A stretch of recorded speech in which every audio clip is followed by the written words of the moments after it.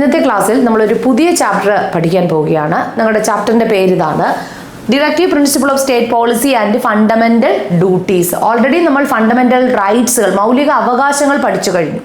ഇനി മൗലിക കർത്തവ്യങ്ങളും ഭരണഘടനാ നിർദ്ദേശിക തത്വങ്ങളുമാണ് ഇന്നത്തെ ക്ലാസ്സിലൂടെ പഠിക്കാൻ പോകുന്നത്. അപ്പോൾ directive principle of state policy and fundamental duties, മൗലിക കർത്തവ്യങ്ങളാണ്. അവകാശങ്ങൾ ഓൾറെഡി നമ്മൾ പഠിച്ചു കഴിഞ്ഞു.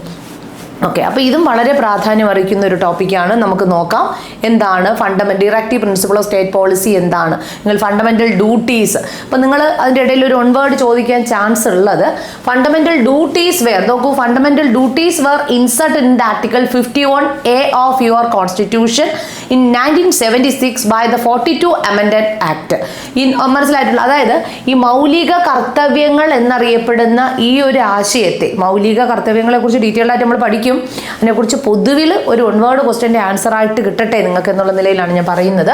ഫണ്ടമെന്റൽ ഡ്യൂട്ടീസ് എന്നറിയപ്പെടുന്ന ആശയം നമ്മുടെ ആർട്ടിക്കിൾ 51A പ്രകാരം കോൺസ്റ്റിറ്റ്യൂഷൻ, നമ്മുടെ ഭരണഘടനയുടെ 1976 42ാമത് അമെൻഡഡ് പ്രകാരമാണ് ആർട്ടിക്കിൾ 51A നമ്മുടെ ഫണ്ടമെന്റൽ ഡ്യൂട്ടി ആയിട്ട് ഇന്ത്യൻ കോൺസ്റ്റിറ്റ്യൂഷൻ അംഗീകരിച്ചിരിക്കുന്നത്.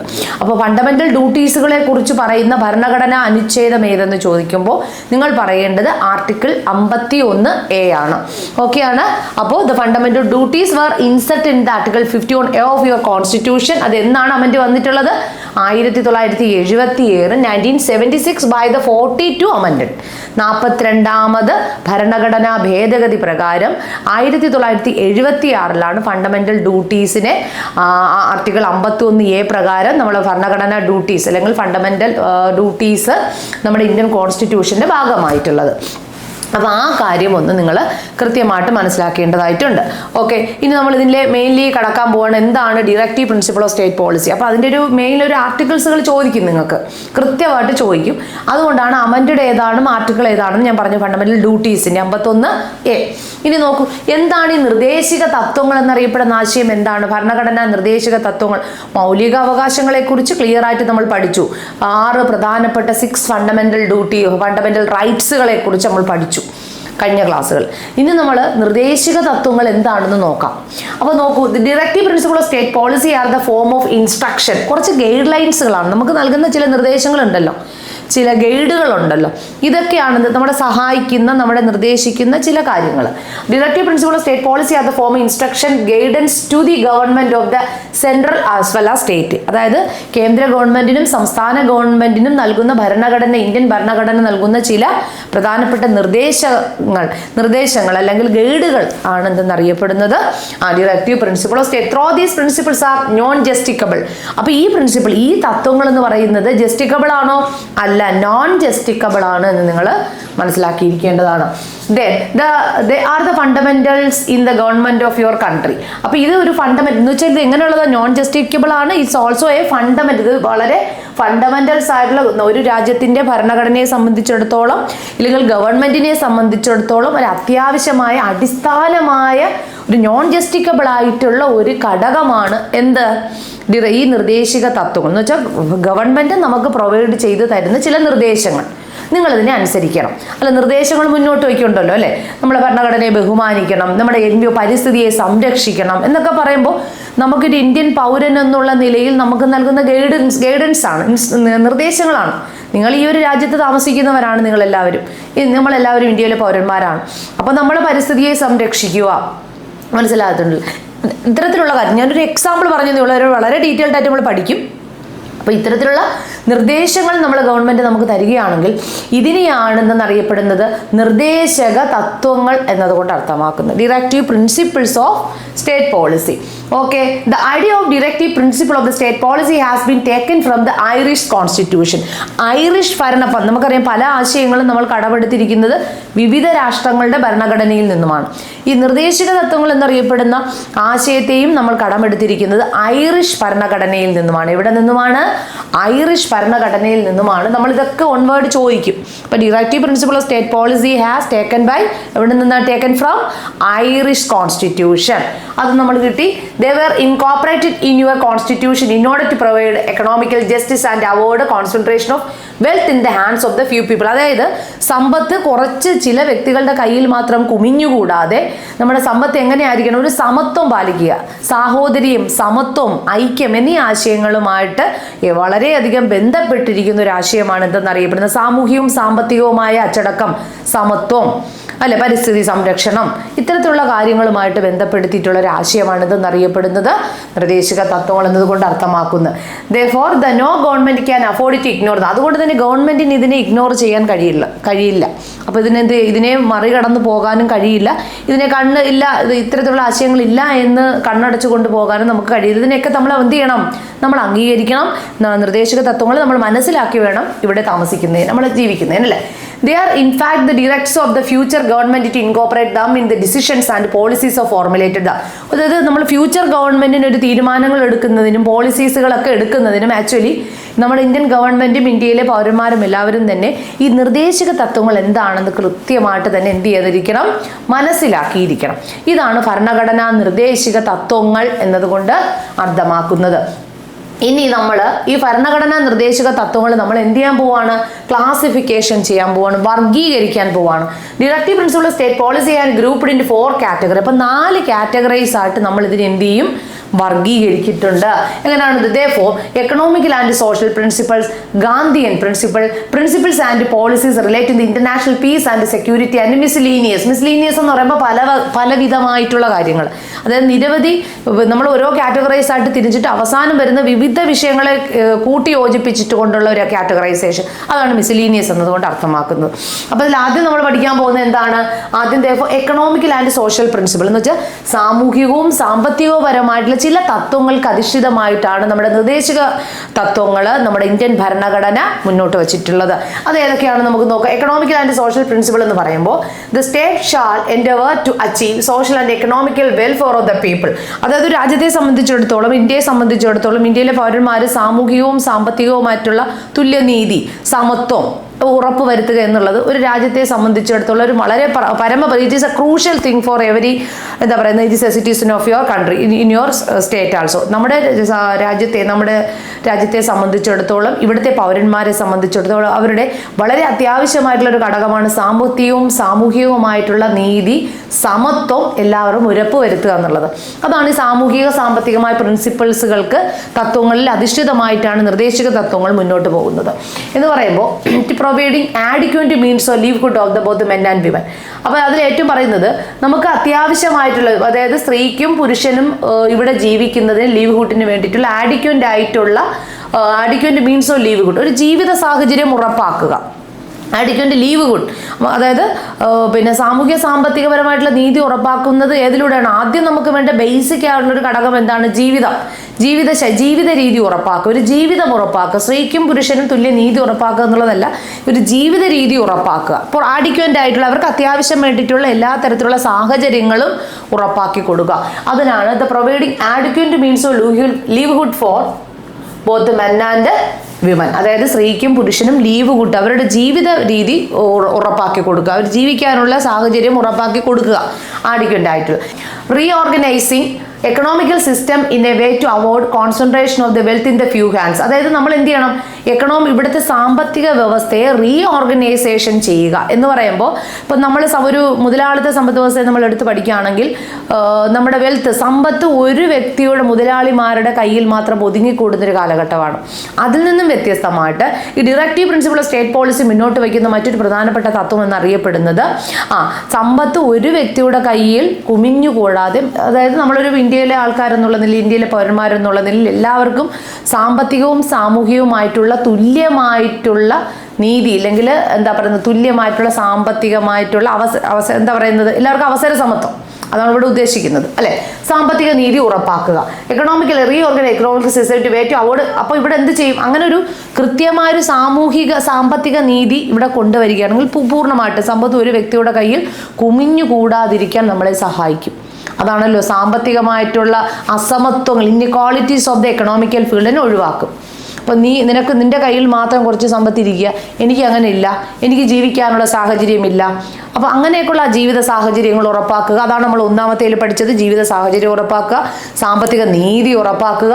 ദെൻ വരുന്നത് securing equal pay for equal work for both men and women. അതായത് നമ്മൾ അവസര സമത്വം എന്ന് നമ്മൾ ഫണ്ടമെന്റൽ റൈറ്റ്സിൽ പറഞ്ഞതുപോലെ സ്ത്രീയും പുരുഷനും ഒരേ ജോലി ചെയ്യുമ്പോൾ രണ്ടുപേർക്കും ഒരേ തരത്തിലുള്ള പേയ്മെന്റ് തന്നെ കൊടുക്കുക. അതാണ് അവസരം. രണ്ടുപേർക്കും ഒരേ അവസര സമത്വം ഉറപ്പാക്കുക, തുല്യ നീതി ഉറപ്പാക്കുക, തുല്യ അവസര സമത്വം ഉറപ്പാക്കുക.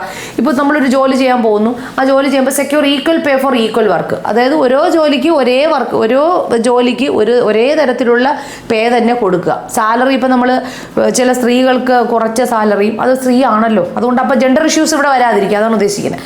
സ്ത്രീക്ക് കുറഞ്ഞ സാലറി കൊടുക്കുന്നു, പുരുഷന് കൂടിയ സാലറി കൊടുക്കുന്നു, അങ്ങനെയല്ല. അപ്പോൾ അവിടെ ഒരു അവസര സമത്വം ഇല്ലായ്മയാണ് നമ്മൾ കാണുന്നത്. അപ്പോൾ അത് ഒഴിവാക്കിയിട്ട് എല്ലാവർക്കും കൃത്യമായിട്ടുള്ള അവസര സമത്വങ്ങൾ പ്രൊവൈഡ് ചെയ്ത് കൊടുക്കുക.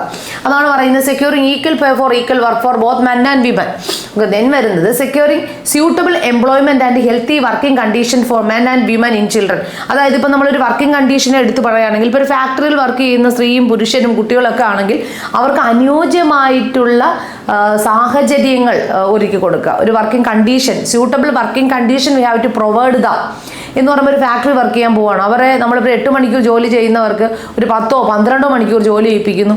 അനുയോജ്യം ഒരു വെന്റിലേഷനും ഇല്ല, സൂര്യപ്രകാശവും ഇല്ലാത്ത ഒരു കൃത്യമായിട്ടുള്ള വാട്ടർ ഫെസിലിറ്റീസ് ഒന്നും ഇല്ലാത്ത ഒരു സാഹചര്യം കൊടുക്കുകയാണെങ്കിൽ ഇവരെ സംബന്ധിച്ചിടത്തോളം ഒരു സ്യൂട്ടബിൾ ആയിട്ടുള്ള വർക്കിംഗ് കണ്ടീഷൻ ആണോ പ്രൊവൈഡ് ചെയ്യുന്നത്? അല്ല.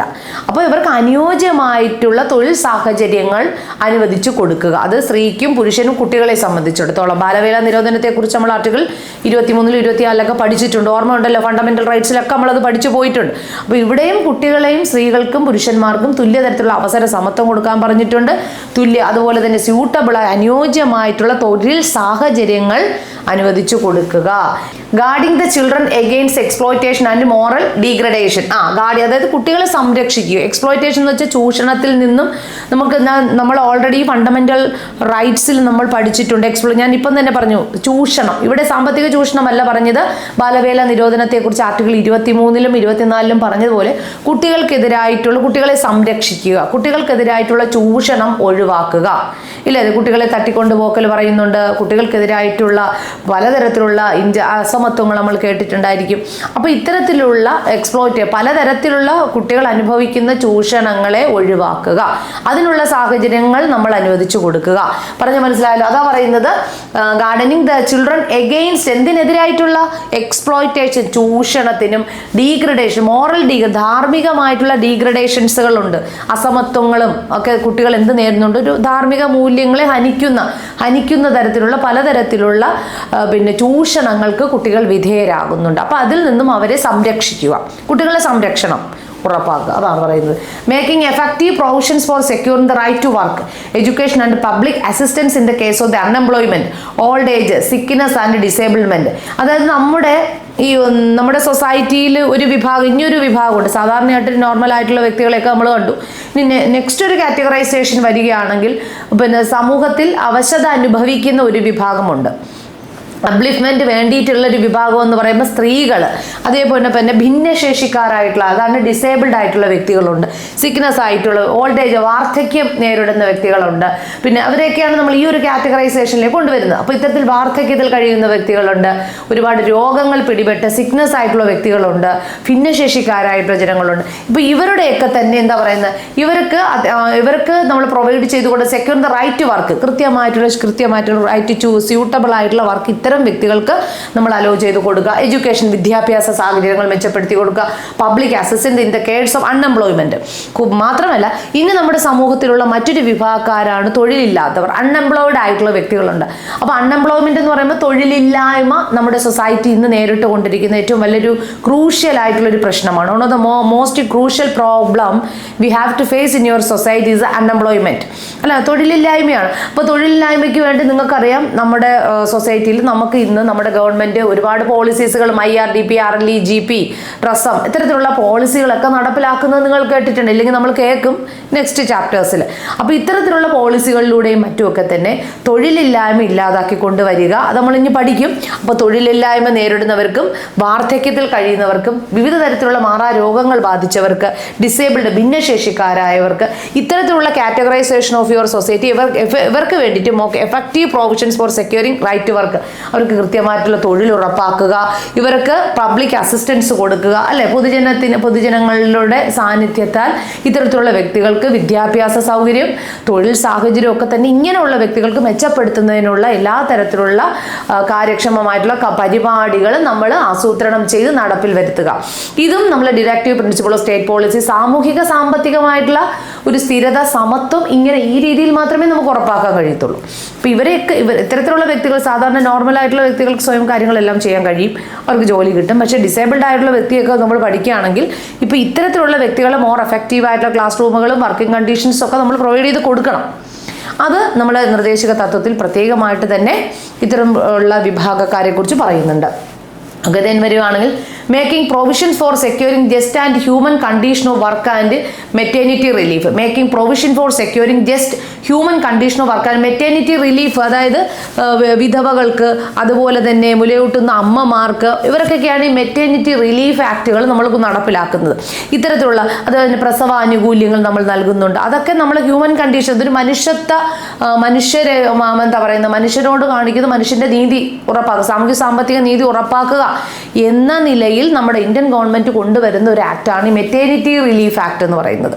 അതായത് പ്രസവശേഷമുള്ള ആക്ടുകളാണ് പ്രസവശേഷം സ്ത്രീകൾ കൊടുക്കുന്ന പ്രസവാനുകൂല്യങ്ങളുണ്ട്, അല്ലെ, അഡോപ്റ്റേഷൻസിന് വേണ്ടി വരുന്ന സമയത്ത് കൊടുക്കുന്ന മെറ്റേണിറ്റി റിലീഫ് ആക്ടുകളുണ്ട്. അത് നിങ്ങൾ എടുത്ത് പഠിക്കണം. അതന്നെയാണ് ഈ മെറ്റേണിറ്റി റിലീഫ് ആക്ടുകൾ എന്ന് പറയുന്നത്. അപ്പോൾ ഇതിനു വേണ്ടി securing just and human condition of work, അതായത് മനുഷ്യന്റെ എന്താ പറയുന്നത്, മനുഷ്യന്റെ സാമൂഹിക സാമ്പത്തിക സമത്വം ഉറപ്പാക്കുന്നതിനും അവർക്ക് ഒരു ബെറ്റർ ആയിട്ടുള്ള വർക്കിംഗ് കണ്ടീഷൻ പ്രൊവൈഡ് ചെയ്യണമെങ്കിൽ നമുക്കത്, അതുപോലെ തന്നെ ഈ ചെറിയ കുട്ടികൾക്കുള്ള മാതാപിതാക്കളെ സംബന്ധിച്ചിടത്തോളം ഒരു ബെറ്റർ കെയറിങ്, അല്ലെ, ഒരു കെയറിങ് കണ്ടീഷൻസും അംഗൻവാടി പോലെയുള്ള സിസ്റ്റംസും ഒക്കെ മറ്റേ നമ്മൾ ഇവരോടൊപ്പം വർക്കിംഗ് കണ്ടീഷൻ്റെ അടുത്തായിട്ട് തന്നെ പ്രൊവൈഡ് ചെയ്ത് കൊടുക്കുന്നുണ്ട്.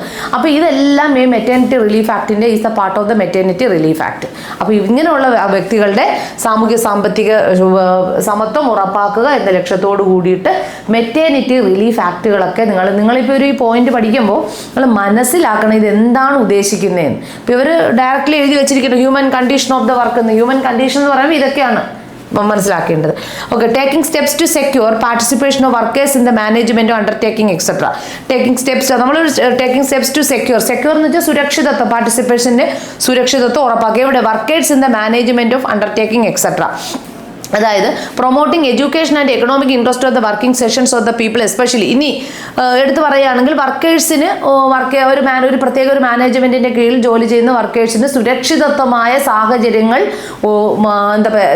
അലോ ചെയ്ത് കൊടുക്കുക, സുരക്ഷിത സാഹചര്യം അലോ ചെയ്ത് കൊടുക്കുക വർക്കേഴ്സിന്, അതാണ് വരുന്നത്. ദെൻ നോക്കൂ, promoting education and economical interest of the working sections of the people, especially the SC ST. നമ്മുടെ സൊസൈറ്റിയിലെ അപ്ലിപ്മെന്റ് നേരിടുന്ന അല്ലെങ്കിൽ സമൂഹത്തിന്റെ അടിത്തട്ടിൽ ജീവിക്കുന്ന ഒരു വിഭാഗമാണ് SC ST. ഇപ്പോൾ SC ST എന്ന് പറഞ്ഞാൽ ദളിത വർഗ വിഭാഗക്കാരാണ്. അപ്പം ഇങ്ങനെയുള്ള SC ST, ഷെഡ്യൂൾഡ് ക്ലാസ്സും ഷെഡ്യൂൾഡ് ട്രൈബും ആയിട്ടുള്ള ആൾക്കാർ, ഇവരെ അപ്ലിപ്മെന്റിന്, ഇവരുടെ ഒരു പുനരധിവാസം അല്ലെങ്കിൽ അപ്ലിപ്മെന്റ് ലക്ഷ്യമാക്കിക്കൊണ്ട് അവരുടെ വർക്കിംഗ് കണ്ടീഷൻ എന്താ പറയുന്നത്, പ്രൊമോട്ടിംഗ് എഡ്യൂക്കേഷൻ, ഇവർക്ക് വിദ്യാഭ്യാസ സാഹചര്യങ്ങൾ അനുവദിച്ചു, ഇവർക്ക് വിദ്യാഭ്യാസം കൊടുക്കാതിരുന്നിട്ടില്ല എന്നുള്ളതല്ല, കൊടുക്കുന്ന വിദ്യാഭ്യാസ സാഹചര്യങ്ങൾ കുറച്ചുകൂടി മെച്ചമാക്കുക, സാമൂഹിക സഹായങ്ങളിലൂടെ നമ്മൾ എക്കണോമിക്കലായിട്ട് ഇവർക്ക് ഫിനാൻഷ്യൽ സെക്യൂരിറ്റി ഉറപ്പാക്കുന്നുണ്ട്. ഇത്തരം വിഭാഗക്കാർക്ക് വിദ്യാഭ്യാസത്തിൽ ഇവർക്ക് മറ്റുള്ള ഒരു ജനറൽ വിഭാഗക്കാരും മറ്റ് കാറ്റഗറൈസേഷനെക്കാട്ടിലും വ്യത്യസ്തമായിട്ട് അധികമായിട്ടുള്ള അവസരങ്ങൾ ഇവർക്ക് ഉറപ്പാക്കി കൊടുക്കുക. അപ്പോൾ അത് കാര്യം നമുക്ക് അത്രത്തോളം സമൂഹത്തിന്റെ താഴേക്കിടയിലുള്ള വിഭാഗക്കാരുടെ നീതി ഉറപ്പാക്കുക, അതാണ് ഉദ്ദേശിക്കുന്നത്. പ്രൊവൈഡിങ് എഡ്യൂക്കേഷൻ, അപ്പോൾ അത് എന്തിലൂടെ നമുക്ക് കഴിയത്തുള്ളൂ, വിദ്യാഭ്യാസത്തിലൂടെയും സാമ്പത്തികപരമായിട്ടുള്ള അവരുടെ ഇൻട്രസ്റ്റുകൾ, economic and education interest of the working sessions of the people, especially SC ST വിഭാഗക്കാർക്ക്. അപ്പോൾ ഇവർക്ക് സാമൂഹികവും സാമ്പത്തികവും വിദ്യാഭ്യാസപരമായിട്ടുള്ള തുല്യനീതി മറ്റുള്ളവരോടൊപ്പം ഉറപ്പാക്കുകയും അവർക്ക് അതിന് വേണ്ടിയിട്ടുള്ള അധികമായിട്ടുള്ള പോളിസീസുകളും മറ്റുമൊക്കെ നടപ്പിലാക്കുകയും ചെയ്യുക. ഇതാണ് economical and social and economical principles of the the directive principle of the state policy. Economical and social മനസ്സിലായല്ലോ, വേറൊന്നുമില്ല പറയുന്നത്. ഇതിൽ സാമ്പത്തിക സാമൂഹികമായിട്ടുള്ള നീതി എങ്ങനെ എല്ലാ വിഭാഗക്കാർക്കും ഉറപ്പാക്കുകയും സമ്പത്ത് ഒരു വിഭാഗം ജനതയുടെ കയ്യിൽ മാത്രം കുമിഞ്ഞുകൂടാതെ തടയുകയും ചെയ്യുക എന്നാണ്. അപ്പോൾ ഇതെല്ലാ കാറ്റഗറൈസേഷൻ നമ്മളിവിടെ എന്ത് ചെയ്യുന്നുണ്ട്, പറയുന്നുണ്ട്. ഓക്കെ, ദെൻ നെക്സ്റ്റ് നമ്മൾ ഇന്ന് നോക്കാൻ പോകുന്നത് അടുത്തൊരു 2-3 പോയിന്റും കൂടെ ഉണ്ട്. Securing for all the workers reasonable leisure and cultural opportunities. ഇനി എല്ലാ വർക്കേഴ്സിനും, ഇനി തൊഴിലെടുവർ, പ്രത്യേകിച്ച് ഈ തൊഴിലാളി വിഭാഗക്കാർക്ക് വേണ്ടി പ്രത്യേകമായിട്ടുള്ള ഒരു പ്രൊമോഷനും ഒരു സുരക്ഷിതത്വം ഒക്കെ അവർ ഉറപ്പാക്കുന്നു. അപ്പോൾ അവർ പറയുന്നു ഇവർക്ക് വെറുതെ ഒരു സുരക്ഷിതത്വം മാത്രമോ, കുറച്ച് എൻ്റർടൈൻമെൻറ്റുകൾ, ഒരു ലെഷർ ടൈംസും സാമൂഹികവും സാംസ്കാരികപരമായിട്ടുള്ള കൾച്ചറൽ എൻ്റർടൈൻമെൻറ്റുകളും ലെഷർ ടൈമുകളും ഒക്കെ തന്നെ ഇവർക്ക് പ്രൊവൈഡ് ചെയ്ത് കൊടുക്കുക അല്ലേ. ഇപ്പോൾ നമുക്കറിയാം പല ഫെസ്റ്റിവൽസുകളും മറ്റുമൊക്കെ വരുന്ന സമയത്ത് ഇവർക്ക് അതിലൂടെ ആനുകൂല്യങ്ങളും അല്ലെങ്കിൽ അവർക്കൊരു റിവാർഡ് പോലെയും മോട്ടിവേഷൻ പോലെയും പല സാഹചര്യങ്ങളും ഒക്കെ അനുവദിച്ചു കൊടുക്കുമ്പോൾ അത് നമ്മുടെ രാജ്യത്തിന് തന്നെ, നമ്മുടെ നാഷണൽ ഇൻകത്തിന് തന്നെ പ്രൊഡക്ടിവിറ്റി, ഉൽപ്പാദനക്ഷമത വർദ്ധിപ്പിക്കുന്നതിനും ദേശീയ വരുമാനത്തിൽ ഉയർച്ച സംഭവിക്കുന്നതിലൊക്കെ ഇതിലൂടെ നമുക്ക് കഴിയും. അതാണ് വർക്കേഴ്സിന് എടുത്തു പറഞ്ഞിരിക്കുന്ന ഒരു കാര്യം. So securing for all workers reasonable leisure and cultural opportunity, സാമൂഹിക സാംസ്കാരികപരമായിട്ടുള്ള അവസരങ്ങൾ ഇവർക്ക് തുല്യ അവസര സമത്വങ്ങൾ കൊടുക്കുക, സാംസ്കാരിക അവസര സമത്വങ്ങൾ കൊടുക്കുക. ഇനി making effort to raise the standard of living and public health, പൊതുജനാരോഗ്യം ഉറപ്പാക്കുക. അപ്പോൾ ഇതിനോടൊപ്പം തന്നെ നമുക്ക് വെറുതെ ജോലി ചെയ്യാൻ ഒരാൾക്ക് കഴിയത്തില്ല. അപ്പം നമുക്ക് എല്ലാവർക്കും ആരോഗ്യമുണ്ടെങ്കിൽ മാത്രമേ ജോലി ചെയ്യാൻ കഴിയത്തുള്ളൂ. അപ്പോൾ നമ്മുടെ പൊതുജന ആരോഗ്യ പരിപാടികൾ ഉറപ്പാക്കുക എന്നൊരു ലക്ഷ്യം കൂടി നിർദ്ദേശക തത്വങ്ങൾ മുന്നോട്ട് വയ്ക്കുന്നുണ്ട്. ഈ ജോലി ചെയ്യുന്ന വർക്കേഴ്സിനും വിമൻസിനും ഓൾഡ് ഏജ് ആൾക്കാർക്കും ഒക്കെ തന്നെ നമ്മൾ എന്ത് ചെയ്യുക, വാർദ്ധക്യ ജനത അനുഭവിക്കുന്നവരും ഡിസേബിൾഡ്മെൻ്റ് ആയിട്ടുള്ള ഭിന്നശേഷിക്കാരായിട്ടുള്ള ജനങ്ങൾക്കെല്ലാം തന്നെ നമുക്ക് എന്ത് ചെയ്യണം എന്നാണ് പറഞ്ഞിരിക്കുന്നത്, പൊതുജനാരോഗ്യം നമ്മൾ ഉറപ്പാക്കുക. ഓക്കെ, ദെൻ പറയുന്നത് providing early childhood care and education to all children until they complete the 6th year. അതായത് 6 വയസ്സ് പൂർത്തിയാകുന്നതിന് മുമ്പ് തന്നെ നമ്മൾ എന്ത് ചെയ്യും, ഏർലി ചൈൽഡ്ഹുഡ് കെയർ കൊടുക്കാറുണ്ട്. അപ്പോൾ ഏകദേശം ഒരു 3 വയസ്സ് മുതൽ തന്നെ അങ്കണവാടികളിലൂടെയും മറ്റും തന്നെ നമുക്ക് കുട്ടികൾക്ക് ICDSന്റെ ഒക്കെ ഭാഗമായിട്ട് നമ്മൾ എന്ത് ചെയ്യുന്നുണ്ട്, ക്ലാസ്സുകൾ പ്രൊവൈഡ് ചെയ്ത് കൊടുക്കുന്നുണ്ട്. അപ്പം നമുക്കൊരു കുട്ടികളുടെ എഡ്യൂക്കേഷൻ കരിയർ ബിൽഡപ്പിന്റെ തുടക്ക കാലഘട്ടം എന്ന് പറയുന്നത് 6 വയസ്സ് മുതലല്ല, 6 വയസ്സ് മുതൽ 14 വയസ്സ് വരെ നമ്മൾ പഠിക്കും. അത് പൊതുവിദ്യാഭ്യാസ സ്ഥാപനത്തിലേക്കുള്ള കുട്ടികളുടെ രംഗപ്രവേശനമാണ്. പക്ഷെ അതിന് മുന്നേ ഉള്ള കാര്യമുണ്ട്, അതാണ് yearly childhood care of education എന്ന് പറയുന്നത്. അങ്കണവാടികളിലൂടെയുള്ളൊരു വിദ്യാഭ്യാസം വളരെ കൃത്യമായിട്ട് ഉറപ്പുവരുത്തുക. ഇവിടാണ് നമ്മുടെ ഒരു കരിയർ ബിൽഡപ്പിൻ്റെ ഒരു ബിൽഡിംഗ് സ്റ്റോൺ ഒരു സ്റ്റാർട്ട് ചെയ്യുന്ന ഇവിടെ മുതലാണ് പ്രാഥമികമായ ആ ഒരു വിദ്യാഭ്യാസം സ്റ്റാർട്ട് ചെയ്യുന്നത്. അത് നമ്മളെപ്പോഴും ഇയർലി ചൈൽഡ്ഹുഡ് കെയറിന് എഡ്യൂക്കേഷൻ ഒരു പ്രാധാന്യം കൊടുക്കുന്നുണ്ട്. നമ്മുടെ directive principle of state policy. Then വരുന്നത് ഗാന്ധിയൻ പ്രിൻസിപ്പിൾ. ഇനി വരുന്നത് ഗാന്ധിയൻ തത്വങ്ങളാണ്. അപ്പോൾ ഭരണഘടനാ നിർദ്ദേശക തത്വത്തിലെ ഗാന്ധിയൻ തത്വങ്ങൾ എന്തൊക്കെയാണെന്ന് നമുക്ക് നോക്കാം. The certain principle based on the ideals advocated by Mahatma Gandhi. This principle as follows: the organise village panchayat to promote cottage industries in the rural area, to prohibit to prohibit intoxicating drinks and drugs, they are injuries to health, to preserve and improve the breeds of the cattle and to prohibit slaughter of the cows, slaves and other bleach on the rough animals. അപ്പോൾ ഇതിൽ മഹാത്മാഗാന്ധിജി മുന്നോട്ട് വെച്ച ഗാന്ധിയൻ തത്വങ്ങളെയാണ് നിർദ്ദേശക തത്വങ്ങൾ എടുത്തിരിക്കുന്നത്, guide ചെയ്തിരിക്കുന്നത്. ഇവിടെ പറയുന്നത് നമ്മൾ വില്ലേജ് പഞ്ചായത്തുകൾ ഓർഗനൈസ് ചെയ്യുക. വില്ലേജ് പഞ്ചായത്തുകൾ, ഗ്രാമപഞ്ചായത്തുകൾ കേട്ടിട്ടുണ്ടല്ലോ അല്ലേ, ഗ്രാമപഞ്ചായത്തുകളെ ആസൂത്രണം ചെയ്ത് നടപ്പിലാക്കുക. ദെൻ പറയുന്ന പ്രൊമോട്ട് കോട്ടേജ് ഇൻഡസ്ട്രീസുകൾ ഉണ്ടല്ലോ, ചെറുകിട കുടിൽ വ്യവസായങ്ങൾ. ഗാന്ധിജി ഇതൊക്കെയാണ് മുന്നോട്ട് വെച്ചത്. ചെറുകിട കുടിൽ വ്യവസായങ്ങൾക്ക് നമ്മൾ പ്രാധാന്യം കൊടുക്കുക. അതുപോലെ തന്നെ പറയുന്ന പ്രൊഹിബിറ്റ് ഇൻടോക്സിക്കേറ്റിംഗ് ഡ്രങ്ക്സ് ആൻഡ്, അതായത് മദ്യപാനം, പുകവലി, ഇത്തരത്തിലുള്ള അനാരോഗ്യ ഇഞ്ചുറീസ് ഫോർ യുവർ ഹെൽത്ത്, നമ്മുടെ ആരോഗ്യത്തിന് ഹാനികരമായി ബാധിക്കുന്ന തരത്തിലുള്ള എല്ലാ തരത്തിലുള്ള മദ്യപാനം, പുകവലി, ഇത്തരത്തിലുള്ള അനാരോഗ്യകരമായിട്ടുള്ള പ്രവർത്തനങ്ങൾ ഒഴിവാക്കുക. അതിനൊക്കെ തന്നെ പ്രൊഹിബിറ്റ് ചെയ്യുക എന്നാണ് എടുത്ത് പറയുന്നത്. ഓക്കെ, നെക്സ്റ്റ് വരുന്നത് preserve and improve the breeds of the കാറ്റിൽ. അതായത് കന്നുകാലികളുടെയും മറ്റുമൊക്കെ തന്നെ ഇംപ്രൂവ് ദ ബ്രീഡ്സ് ഓഫ് കാറ്റിൽ ആൻഡ് പ്രൊഹിബിറ്റ് ബ്രീഡ്സ്, കന്നുകാലി സംരക്ഷണം അല്ലെ, ഗോവധ നിരോധനം കേട്ടിട്ടുണ്ടല്ലോ, കൗ സട്ടിലൊക്കെ നിർത്തലാക്കുക, ഗോവധ നിരോധനം നടപ്പിൽ വരുത്തുക. പലതരത്തിലുള്ള അറിയാം, പശുക്കളെ പോലും നമ്മൾ എന്ത് ചെയ്യുന്നുണ്ട്, സ്ലട്ടർ ചെയ്യാറുണ്ട്, ക്ലൗ സ്ലട്ടറിങ് ചെയ്യാറുണ്ട്. അതിനെയൊക്കെ തന്നെ നമ്മൾ എന്ത് ചെയ്യുക, പ്രൊഹിബിറ്റ് ചെയ്യുക, ഒഴിവാക്കുക.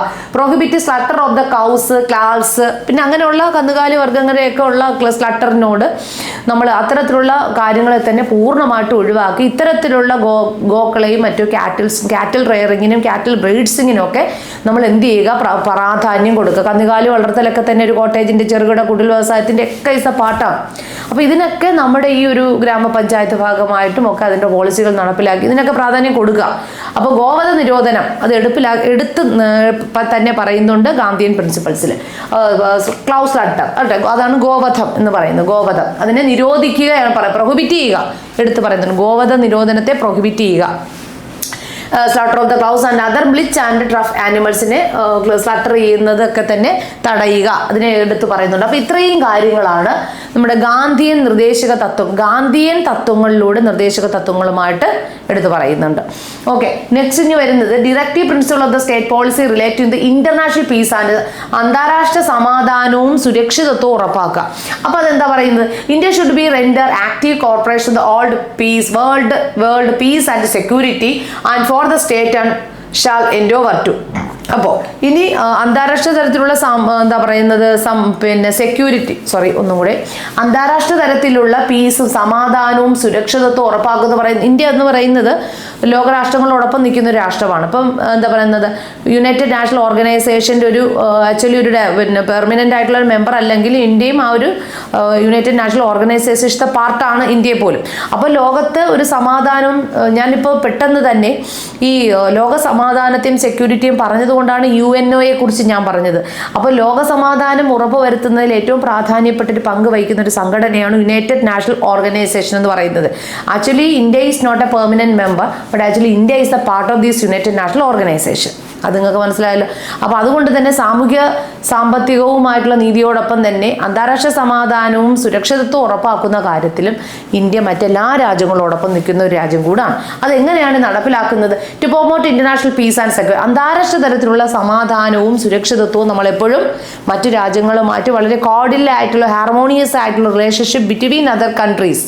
അത് നമ്മളെല്ലാ പഞ്ചശിലാ തത്വങ്ങളിൽ അധിഷ്ഠിതമായിട്ടുള്ള ഒരു ഘടനയാണ് അല്ലെങ്കിൽ ഒരു ഭരണക്രമമാണ് ഇവിടെ നടപ്പിലാക്കിക്കൊണ്ട് പോകുന്നത്, നിങ്ങൾക്കറിയാം. അപ്പോൾ അവിടെ ഇതൊക്കെ എടുത്ത് പറയുന്നുണ്ട്. Maintaining just and honourable relation between nation, ഞാൻ പറഞ്ഞില്ല, അതായത് ഹോണറബിൾ ആയിട്ടുള്ള വളരെ ബഹുമാന്യത്വമായിട്ടുള്ള ഒരു കോർഡിയൽ ആയിട്ടുള്ള റിലേഷൻഷിപ്പാണ്, ബന്ധമായിരിക്കണം മറ്റുള്ള രാജ്യങ്ങളുമായിട്ട് നമ്മൾ ഇന്ത്യ മറ്റെല്ലാ രാജ്യങ്ങളും അങ്ങനെ തന്നെയാണ് എങ്കിലും നടപ്പിലാക്കിക്കൊണ്ട് പോകുന്നത്. ഇതിനൊക്കെ മുൻകൈ എടുക്കുന്ന ഒരു പ്രധാനപ്പെട്ട international organisation one of them is united national organisation. Okay, ഇനി foster respect of international law and treaty obligation, നമ്മൾ അന്താരാഷ്ട്ര തരത്തിലുള്ള ട്രീറ്റീസുകളും മറ്റുമൊക്കെ. പിന്നെ ഫോർ എക്സാമ്പിൾ ഇപ്പോൾ ഇന്ത്യയും പാകിസ്ഥാനും തമ്മിലുള്ള വലിയൊരു യുദ്ധം നടക്കുന്ന സമയത്ത് യുണൈറ്റഡ് നാഷണൽ ഓർഗനൈസേഷൻ ഇടപെട്ടുകൊണ്ട് ഇതൊരു സമാധാനപരമായിട്ട് നമ്മൾ ഈ ഒരു യുദ്ധത്തെ ഒഴിവാക്കും. അപ്പം നമ്മൾ കോർഡിനൽ ആയിട്ടുള്ള റിലേഷൻഷിപ്പ് മറ്റുള്ള രാഷ്ട്രങ്ങളുമായിട്ട് ഒരു സമാധാനപരമായിട്ടുള്ള കരാറുകളിലും സന്ധികളിലും ഒപ്പുവെച്ചുകൊണ്ട് അന്താരാഷ്ട്ര സുരക്ഷിതത്വവും സമാധാനവും ഉറപ്പാക്കുക. ഇതും ഇന്ത്യയിലെ ഇന്റർനാഷണൽ പീസ് ആൻഡ് സെക്യൂരിറ്റിയിൽ വരുന്ന മെയിൻ ആയിട്ടുള്ള ഒരു പോയിന്റ് നിങ്ങൾക്ക് മനസ്സിലായിട്ടുണ്ടാകും എന്നാണ് ഞാൻ കരുതുന്നത്. Okay, then encourage settlement of international disputes by mutual agreement. നമുക്കറിയില്ല, പലപ്പോഴും അന്താരാഷ്ട്ര തലത്തിലുള്ള പ്രശ്നങ്ങളൊക്കെ നമ്മൾ നേരിടുന്ന സ്ഥലത്ത് ഇരു രാജ്യങ്ങളെയും വിളിച്ചുകൂട്ടി മ്യൂച്വൽ ആയിട്ടുള്ള അല്ലെങ്കിൽ ഒരു മധ്യസ്ഥതയിൽ ഇരുന്നു കൊണ്ട് ഒരു പ്രത്യേക യുണൈറ്റഡ് നാഷണൽ ഓർഗനൈസേഷനൊക്കെ മധ്യസ്ഥതയിൽ ഇരുന്നു കൊണ്ട് ഈ രാഷ്ട്രങ്ങൾ തമ്മിലുള്ള പ്രശ്നങ്ങളെ പരിഹരിച്ചൊരു മ്യൂച്വൽ റെസ്പെക്റ്റോട് കൂടിയിട്ട് പരസ്പരം ധാരണയോട് കൂടിയിട്ട് ഇവരെ ഇതിൽ നിന്നും പിൻവാങ്ങിക്കും. അപ്പോൾ അത്തരത്തിലുള്ള മ്യൂച്വൽ റെസ്പെക്ട്സിലൊക്കെ നിങ്ങൾ അംഗമാകുക, ലോക സമാധാനവും സുരക്ഷിതത്വം ഉറപ്പാക്കുക. ഇതൊക്കെ തന്നെ നിർദ്ദേശക തത്വങ്ങൾ മുന്നോട്ട് വെച്ച ഒരു തത്വങ്ങളിൽ ഒന്നാണ്. ഓക്കെ, അപ്പോൾ അത് ഇനി മിസ്ലീനിയസ് ആണ്. അത് പലവിധ കാര്യങ്ങൾ ഇതിൻ്റെ അകത്ത് എടുത്ത് പറയാം. അതാണ് miscellaneous. The directive principle of state policy in the category call upon the state, ഒരു സ്റ്റേറ്റിനെ സംബന്ധിച്ചിടത്തോളം to secure for all Indians uniform civil code. അപ്പോൾ ഇന്ത്യയിലെ ഒരു യൂണിഫോം സിവിൽ കോഡിനെ കുറിച്ചിട്ടാണ് പറയുന്നത്. അപ്പോൾ ഇന്ത്യ മൊത്തത്തിലുള്ള ഒരു യൂണിഫോം സിവിൽ കോഡ് സാധ്യമാക്കി എടുക്കുക. ഒരു സിവിൽ കോഡ് നമുക്കുണ്ട്, അതിനെക്കുറിച്ച് പറയുന്നു. ടു പ്രൊട്ടക്ട് ഹിസ്റ്റോറിക്കൽ മോണമെന്റ്സ് എടുത്ത് പറയണം. ഇതിലെല്ലാത്തിനെയും കുറിച്ച് ഒരു പ്രത്യേക കാര്യമായിട്ട് എടുത്ത് പറയുന്നില്ല. ഒരു സാമൂഹ്യ സാമ്പത്തിക നീതിയെന്നോ ഇന്റർനാഷണൽ പീസ് എന്നോ ഗാന്ധിയൻ പ്രിൻസിപ്പിൾ എന്നോ ഇതിൽ പറയാൻ പറയാത്തത് കൊണ്ടാണ് മിസ്ലീനിയസ് എന്ന് പറഞ്ഞിരിക്കുന്നത്. പലവിധമായ കാര്യങ്ങൾ ഒരുമിച്ച് വരുന്നത്. ഇതിൽ പറയുന്നുണ്ട് നമ്മൾക്ക് ചരിത്ര പ്രാധാന്യമുള്ള മോണമെന്റ്സുകൾ ഉണ്ടല്ലോ, മോണമെന്റ്സുകളും മറ്റ് ചരിത്ര കാലഘട്ടത്തിൽ സൂക്ഷിച്ചിരുന്ന ഒരുപാട് പിന്നെ ശിലാസ്മാരകങ്ങളും അത്തരത്തിലുള്ള സ്മാരകങ്ങളെ, ചരിത്ര സ്മാരകങ്ങളുടെയൊക്കെ തന്നെ സംരക്ഷണം നമ്മൾ എപ്പോഴും എന്ത് ചെയ്യുക, പ്രൊട്ടക്റ്റ് ചെയ്യുക. അപ്പം നമ്മൾ കുത്തബ് മിനാർ നമ്മളൊരു ചരിത്ര സ്മാരകമാണ്, താജ്മഹൽ നമ്മളൊരു ചരിത്ര സ്മാരകമാണ്. ഇത്തരത്തിലുള്ള ഹിസ്റ്റോറിക്കൽ മോണമെന്റ്സിനെയൊക്കെ തന്നെ നമ്മൾ എന്ത് ചെയ്യുക, പ്രൊട്ടക്റ്റ് ചെയ്യുക. ഇത് നമ്മൾ ആസ് എ ഇന്ത്യൻ സിറ്റിസൺ എന്നുള്ള നിലയിൽ നമ്മുടെ ഒരു ധാർമ്മികപരമായിട്ടുള്ള നമ്മുടെ ഒരു നിർദ്ദേശിക തത്വങ്ങളിൽ ഏറ്റവും ഇമ്പോർട്ടൻ്റ് ആണ്. Then you need to save the environmental from pollution and protect wildlife. അതായത് വന്യജീവികളെ സംരക്ഷിക്കുക. കുറേ വൈൽഡ് ലൈഫ് സാങ്ച്വറീസുകളും ഇന്റർനാഷണൽ അന്താരാഷ്ട്ര തലത്തിലുള്ള പലതരത്തിലുള്ള വൈൽഡ് ലൈഫ് സാങ്ച്വറീസുകളും മറ്റുമൊക്കെ തന്നെ ഇന്ത്യയിലുണ്ട്. അപ്പോൾ ഇത്തരത്തിലുള്ള വന്യജീവികളെ സംരക്ഷിക്കുക, അതിന് വേണ്ടിയിട്ടാണ് വൈൽഡ് ലൈഫ് സാങ്ച്വറീസും മറ്റും നമ്മൾ എസ്റ്റാബ്ലിഷ് ചെയ്തിരിക്കുന്നത്. പിന്നെ അതുപോലെ തന്നെ പരിസ്ഥിതിയെ സംരക്ഷിക്കുക, പരിസ്ഥിതിയെ പലതരത്തിലുള്ള പൊല്യൂഷനിൽ നിന്നും നമ്മൾ എന്ത് ചെയ്യുക, പൊല്യൂഷനിൽ നിന്നുമൊക്കെ നമ്മൾ സംരക്ഷിക്കുക. ഇതൊക്കെ നമ്മൾ മനസ്സിലാക്കേണ്ട ചില കാര്യങ്ങളാണ്.